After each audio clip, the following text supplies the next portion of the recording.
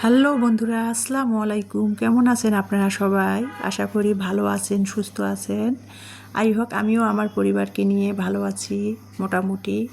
আবারও প্রতিদিনের মতো আজকে আর একটি ভিডিও নিয়ে হাজির হলাম আপনাদের মাঝে। আমার দৈনন্দিন জীবনে সকালে ওই যে ইলমাকে একটা নতুন ইংলিশ কোচিং সেন্টারে ভর্তি করাইছি। ওখানে ক্লাস হচ্ছে 7টা থেকে 9টা পর্যন্ত, 9:30 তারপরে ওখান থেকে কোচিং করে ইলমা স্কুলে যাচ্ছে। তো সেই জন্য সকালবেলা 6টার দিকে উঠে পড়তেছি। ইলমা উঠে ফ্রেশ হয়ে রেডি হয়, এদিকে আমি 6টার দিকে রান্নাঘরে চলে আসলাম। এসে আর কি সকাল 6টায় ইলমার জন্য আমি টিফিন বানাচ্ছি। ইলমাকে অফ ক্যামেরাতে ডিম আমলেট করে দিয়েছি। অত সকালে বাচ্চারা আসলে খেতে চায় না, আর ইলমা তো এমনিতে 10টা 11টা ছাড়া খায় না, ছোটোবেলা থেকে ওটা অভ্যাস। তো তারপরে জোর করে একটা ডিম আমলেট করে দিলাম ইলমাকে। আর ইলমা রেডি হলো, আর ইলমার টিফিন আমি একটু পাস্তা বানিয়ে দিলাম, এগ পাস্তা বানিয়ে তারপরে ইলমার টিফিন রেডি করে তারপরে এই যে ইলমাকে নিয়ে ওর কোচিংয়ের দিকে উদ্দেশ্যে রওনা দিলাম। তারপরে ইলমাকে কোচিংয়ে পৌঁছায় দিয়ে আসলাম। কোচিং সেন্টারে পৌঁছায় দিয়ে এসেই ওই ইলমা কিন্তু স্কুলের ইউনিফর্ম পরে একেবারে রেডি হয়ে কোচিংয়ে গেছে। কোচিং শেষ করে আর কি তারপরে ওই দিক দিয়ে ইলমা স্কুলে যাবে, ওকে বলে দিয়েছি কিভাবে যেতে হবে। তো ইলমাকে কোচিংয়ে পৌঁছায় দিয়ে এসেই কিন্তু আমি এই যে রান্নাঘরে চলে আসলাম, দেখতেই পাচ্তেছেন। রান্নাঘরে আসলাম, এই যে এখন আমি ইমানি এখন আবার কোচিংয়ে যাবে, ওর প্রস্তুতি ব্যাচ ইন্টারের। তো ইমানি কোচিংয়ে যাবে। ইমানিও সকালে কিছু খায় না যদিও, তারপরে 2 মা মেয়ের জন্য ইলমা এসবগুল খায় না। আমাদের 2 মা মেয়ে ইমানি আর আমার জন্য 2 গ্লাস এসবগুল ভিজিয়ে রেখে দিলাম, যে 10-15 মিনিট ভিজুক। আমি অন্য কাজগুলা করে নেই, সকালের যে কাজগুলা সেগুলো করে নিব। তো দেখতে পাচ্ছেন আপনারা, প্লিজ ভিডিওটা না টেনে ধৈর্য সহকারে দেখবেন। আর বন্ধুরা আপনারা বলেন আর আমি বলি, যাদের ইউটিউব চ্যানেল আছে তারাই জানেন ভিডিও এডিট করা, ভিডিও করা, ভয়েস ওভার করা কিন্তু অনেক কষ্টের ব্যাপার। কাজ করে কিন্তু ভিডিও করা কিন্তু অনেক কষ্ট হয়ে যায়। তো কষ্ট কখন সার্থক হবে বলেন তো? যখন আপনার ভিডিওগুলো সবার ভিডিও আমরা দেখব, ভিডিও শুরুতে একটা লাইক দিয়ে ভিডিও ফুল ওয়াচ করে তারপরে সুন্দর একটা গঠনমূলক কমেন্ট করব, তখনই ভিডিওটা দেখে ভালো লাগলে সাবস্ক্রাইব করব, শেয়ার করব, তখনই কিন্তু ভিডিও করে যত কষ্ট হোক সার্থক। বুঝছেন বন্ধুরা? এটা আপনারাও জানেন, আমিও জানি, সবাই জানে। তো যাই হোক, যেটা বলতেছিলাম, আর আমি কিন্তু সহজে কারো কাছ থেকে লাইক চাই না, সাবস্ক্রাইব চাই না, কোনো কিছুই চাই না। আমার ভিডিও ভালো লাগলে আমি যদি আপনাদের একটা লাইক, কমেন্ট, সাবস্ক্রাইব পাওয়ার যোগ্য মনে করেন আপনারা, তবে দিবেন। আমি কারো কাছ থেকে জোর করে কিন্তু বলি না লাইক দেন, সাবস্ক্রাইব করেন, বলি না। আমি যদি আপনাদের একটা লাইকের যোগ্য প্রাপ্য, তাহলে দিবেন আর কি। তো যাই হোক, যেটা বলতেছিলাম, আর একটা কথা কি, আমি কিন্তু গুছিয়ে সুন্দর করে, অনেক আপুরা দেখি যে সুন্দর করে গুছিয়ে কথা বলে, আমি কিন্তু পারি না গুছিয়ে কথা বলতে।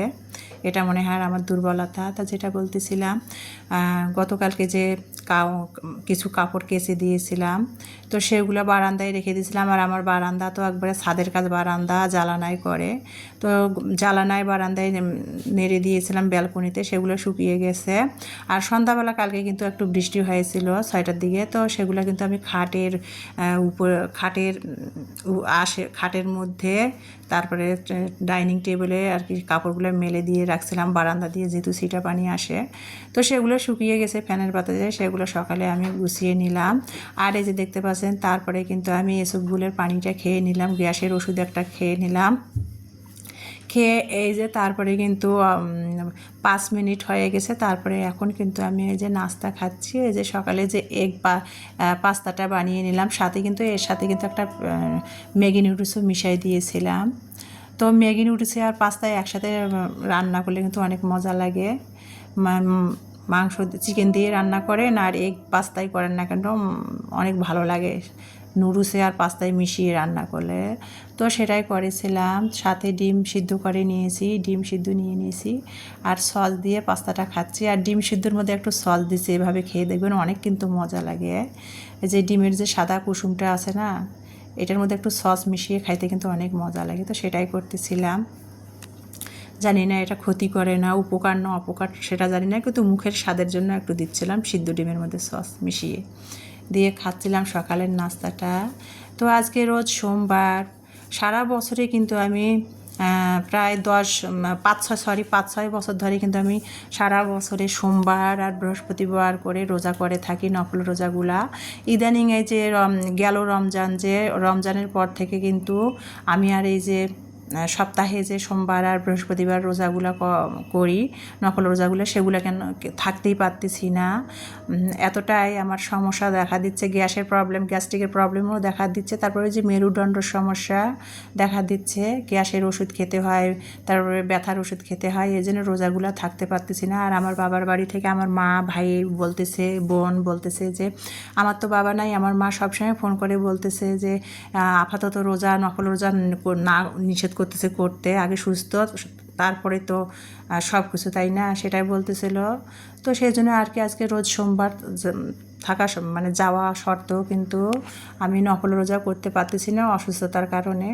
তো যাই হোক, যেটা বলতেছিলাম, এই যে সকালে নাস্তা খাওয়ার পর কিন্তু এখানে কিন্তু আমি ওই যে সকালে কিন্তু দেখেন কতটুকু পাস্তা রান্না করেছি, সেই পাস্তা আমরা 3 মা মেয়ে খাওয়ার পরেও কিন্তু বেঁচে গেছে, এখনও 2জন খেতে পারবে, না হলে 1জন খেতে পারবে, সেইটুকুই আবার খেয়েছি 3জন, আবার রয়ে গেছে, সেটা আবার কি করলাম, বক্সে করে একটা ফ্রিজে রেখে দিলাম। গরম তো বাইরে রাখলে নষ্ট হয়ে যাবে, ফ্রিজে রেখে দিলাম, পরে না হয় টিচারকে গরম করে নাস্তা দেওয়া যাবে বা কোনো করা যাবে।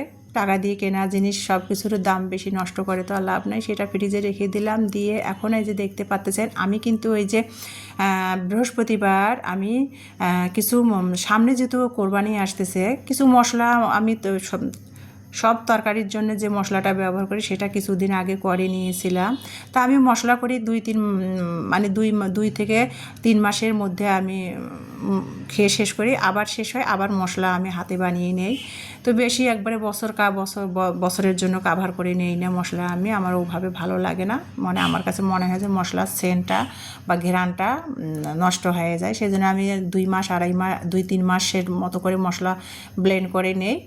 তারপরে সেটা শেষ হয় আবার নতুন করে ব্লেন্ড করি। তো ধনিয়া ছিলই বাসায় 250 গ্রামের মতো, আবারও বৃহস্পতিবার বাজার হাট থেকে 250 গ্রাম ধনিয়া নিয়ে আসছে, ওই যে সামনে কোরবানি আসছে, লাগবেই, সেই জন্য আর কি ভাবলাম যে একটু এখন রোদও আর কি, আর 2 দিন পর তো বর্ষাকাল শুরু হবে, রোদ আছে, সেই জন্য 250 গ্রাম ধনিয়া নিয়ে আসছিলাম। তা ধনিয়াটা ধুয়ে রোদে শুকাতে দিলাম ছাদে, আর ধনিয়াটা থেকে দেখতেই পেয়েছেন কি পরিমাণ ময়লা পাথর বের হলো। 250 গ্রাম ধনিয়ার মধ্যে কতখানি ময়লা বেরিয়েছে, যদি 1 কেজি 500 গ্রাম ধনিয়া ধুতাম তাহলে আরও অনেক ময়লা বের হইতো।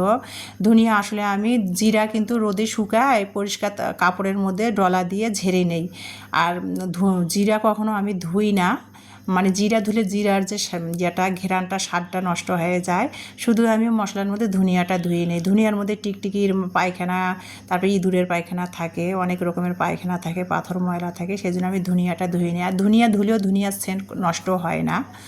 আর দেশি ধনিয়াটা আমি কিনেছি, সেটা ভালো করে ধুয়ে ছাদে দিয়ে আসলাম রোদে শুকাতে। আর গতকালকে তো সন্ধ্যাবেলা একটু ঝড় বৃষ্টি হয়েছে, আজকে রোদটা একটু মিষ্টি মিষ্টি, করাও না একেবারে মেঘলাও না।